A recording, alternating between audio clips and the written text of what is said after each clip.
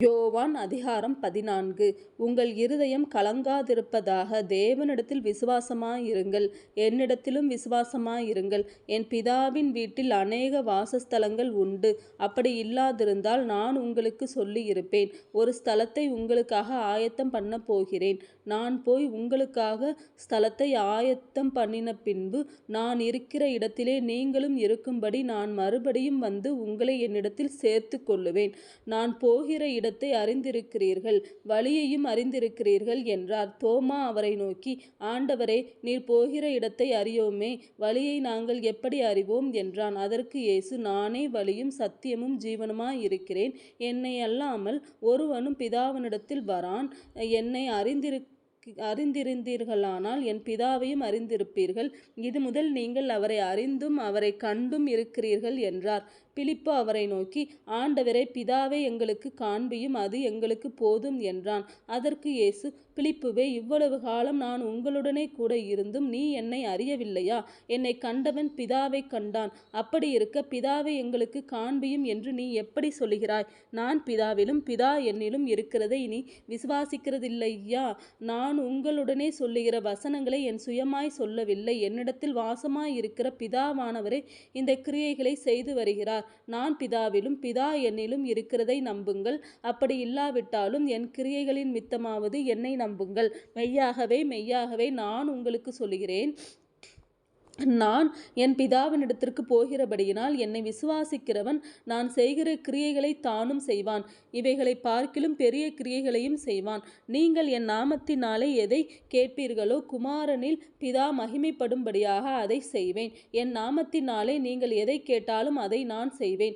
நீங்கள் என்னிடத்தில் அன்பாயிருந்தால் என் கற்பனைகளை கைக்கொள்ளுங்கள்.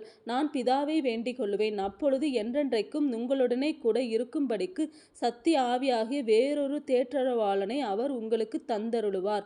உலகம் அந்த சத்திய ஆவியானவரை காணாமலும் அறியாமலும் இருக்கிறபடியால் அவரை பெற்று கொள்ள மாட்டாது. அவர் உங்களுடனே வாசம் பண்ணி உங்களுக்குள்ளே இருப்பதால் நீங்கள் அவரை அறிவீர்கள். நான் உங்களை திக்கற்றவர்களாக விடேன், உங்களிடத்தில் வருவேன். இன்னும் கொஞ்ச காலத்திலே உலகம் என்னை காணாது, நீங்களோ என்னை காண்பீர்கள். நான் பிழைத்திருக்கிறபடியினால் நீங்கள் பிழைப்பீர்கள்.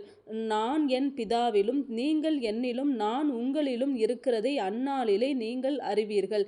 என் கற்பனைகளை பெற்றுக்கொண்டு அவைகளை கைக்கொள்ளுகிறவனெவனோ என்னிடத்தில் அன்பாயிருக்கிறவன் என் பிதாவுக்கு அன்பாயிருப்பான். நானும் அவனில் அன்பாயிருந்து அவனுக்கு என்னை வெளிப்படுத்துவேன் என்றார். ஸ்காரியோத்தல்லாத யூதா என்பவன் அவரை நோக்கி, ஆண்டவரே, நீர் உலகத்துக்கு உம்மை வெளிப்படுத்தாமல் எங்களுக்கு உம்மை வெளிப்படுத்தப் போகிற காரணம் என்ன என்றான். இயேசு அவனுக்கு பிரதியுத்தரமாக, ஒருவன் என்னில் அன்பாயிருந்தால் அவன் என் வசனத்தை கைக்கொள்ளுவான். அவனில் என் பிதா அன்பாயிருப்பார். நாங்கள் அவனிடத்தில் வந்து அவனோட வாசம் பண்ணுவோம். என்னில் அன்பாயிராதவன் என் வசனங்களை கைக்கொள்ள மாட்டான். நீங்கள் கேட்கிற வசனம் என்னுடையதாயிராமல் என்னை அனுப்பின பிதாவினுடையதாயிருக்கிறது. நான் உங்களுடனே தங்கி இருக்கையில் இவைகளை உங்களுக்கு சொன்னேன். என் நாமத்தினாலே பிதா அனுப்பப் போகிற பரிசுத்த ஆவியாகிய தேற்றரவாளனே எல்லாவற்றையும் உங்களுக்கு போதித்து நான் உங்களுக்கு சொன்ன எல்லாவற்றையும் உங்களுக்கு நினைப்பூட்டுவார்.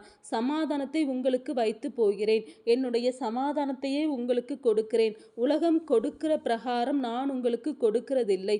உங்கள் இருதயம் கலங்காமலும் பயப்படாமலும் இருப்பதாக.